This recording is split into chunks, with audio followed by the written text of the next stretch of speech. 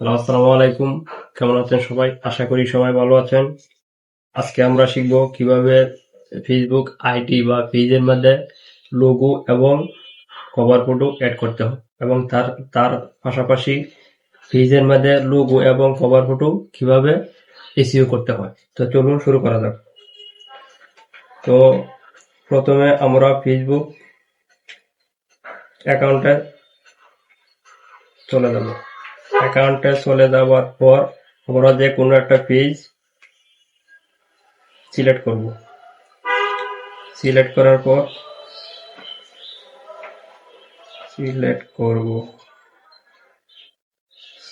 করার পর আমরা যে পেজে যে লোগোটা আছে এটাতে ক্লিক করব।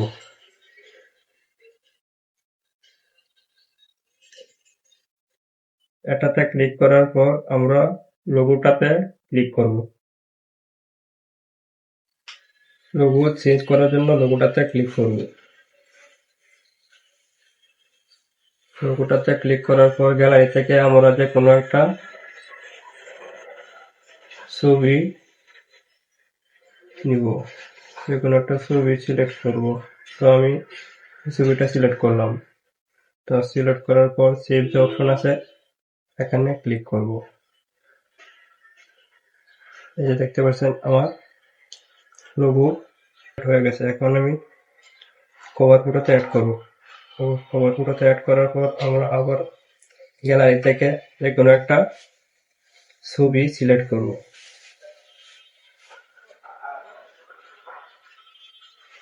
তো আমি এই ছবিটা সিলেক্ট করলাম।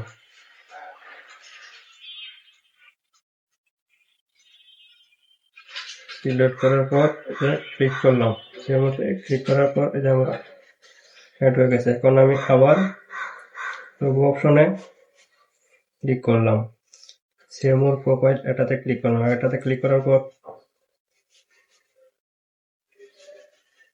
উপরে যে থ্রি ডট আইকন আছে এটাতে ক্লিক করব। এটাতে ক্লিক করার পর আমরা এখানে বিভিন্ন ধরনের অপশন দেখতে পাচ্ছি।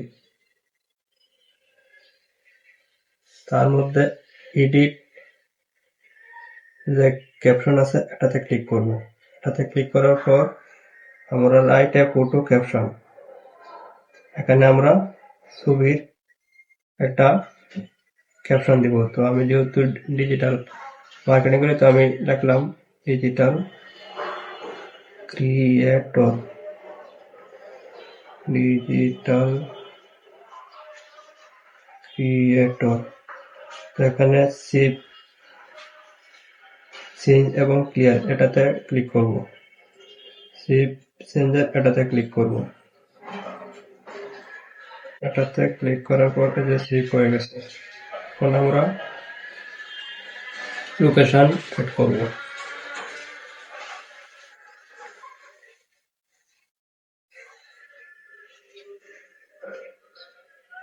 লোকেশন অ্যাড করার জন্য আমি যেহেতু ঢাকায় থাকি তো আমার লোকেশন আমি ঢাকা বাংলাদেশ ডিভিশন অফ বাংলাদেশ এটা ক্লিক করব।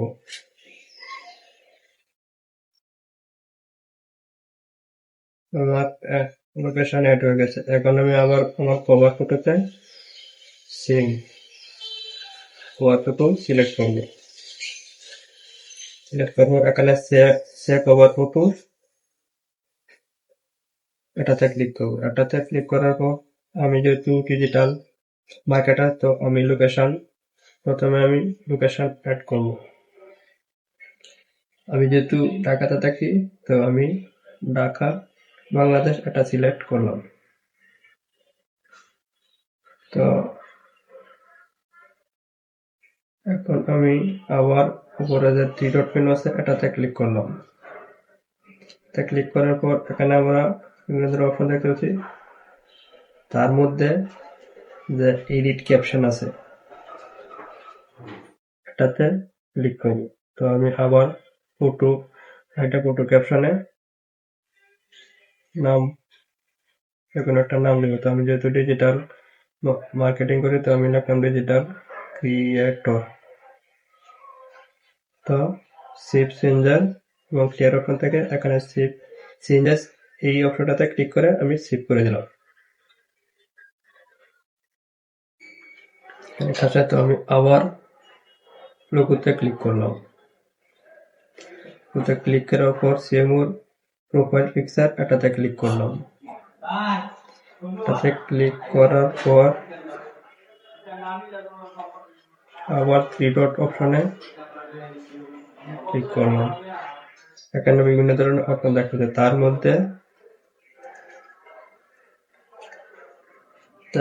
এডিট আল্ট্রা ট্র্যাক্স এটাতে ক্লিক করলাম। এটাতে ক্লিক করার পর আমি আমার ছবিটার উপরে একটা নাম দিলাম, আমি ডিজিটাল মার্কেটার। আমি যেহেতু ডিজিটাল মার্কেটার, আপনারা যা যা পছন্দ আছে যে কোনো একটা নাম সিলেক্ট করে দেন। এখানে ডিজিটাল মার্কেটিং লিখলাম, এখানে সেভ অপশনে ক্লিক করলাম। এটা দেখতে পাচ্ছেন সেভ হয়ে গেছে।